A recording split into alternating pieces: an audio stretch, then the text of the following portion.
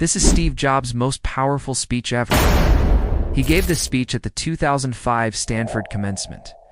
And in it, he shared 3 stories with the graduating class. First, he talked about connecting the dots. Second, he shared a story about love and loss. And third, he talked about death. He concluded the speech with the now famous phrase, "Stay hungry, stay foolish." And it's those first 2 points, connecting the dots and love and loss, that we're going to focus on today. You know the story of Steve Jobs. He dropped out of college to co-found Apple, and then got fired from the company he started. He came back a few years later, though, and the rest is history.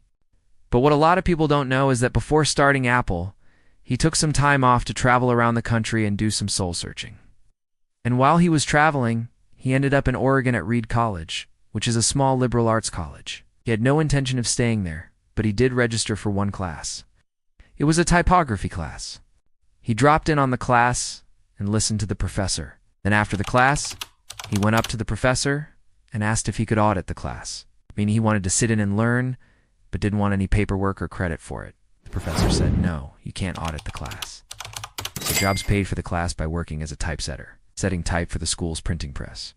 So fast forward a few years, Steve Jobs is now heading up the Macintosh division at Apple, and he was tasked with designing the look and feel of the new operating system for the Mac. He remembers his experience at Reed and how much he loved learning about typography. And he decides to make the cover sheet of the new OS resemble the kind of paper that the professor used in class. Not only that, but the font he chose for the Mac OS is the same font he learned in that class. So what's the lesson here? I think there are at least 2. The first is to trust that the dots will connect. In other words, trust that the experiences in your life will all make sense in retrospect. When you're young, it's easy to feel lost or to doubt whether the classes you're retaking or the jobs you're redoing are worth it. But if you just trust that the dots will connect, you won't have to worry so much. This doesn't mean that you shouldn't think about the future or plan ahead, but it does mean that you should be open to new experiences and be willing to take some risks. You never know where they might lead. The second lesson here is to follow your curiosity. Whether it's taking a class on something you find interesting or traveling somewhere you've never been, these kinds of experiences can provide you with a wealth of knowledge and skills that you can use later on. Just because you don't see the payoff immediately doesn't mean it's not there. A great example of this is when Steve Jobs took that typography class.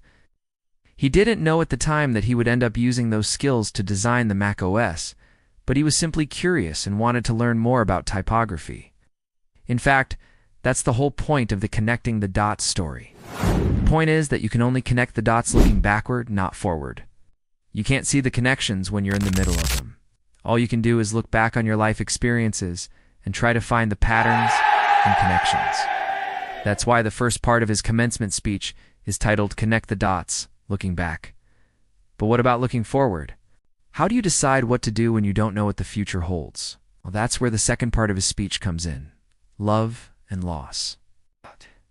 In this section, Steve Jobs talks about how he handled the unexpected death of a friend.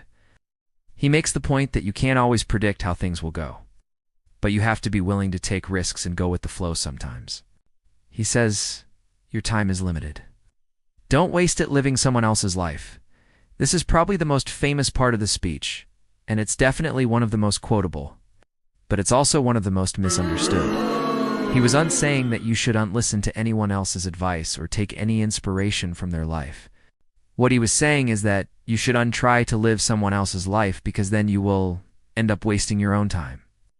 Your time is limited, so don't waste it trying to please others or meet their expectations. Instead, follow your own path, even if it's not the same as everyone else's.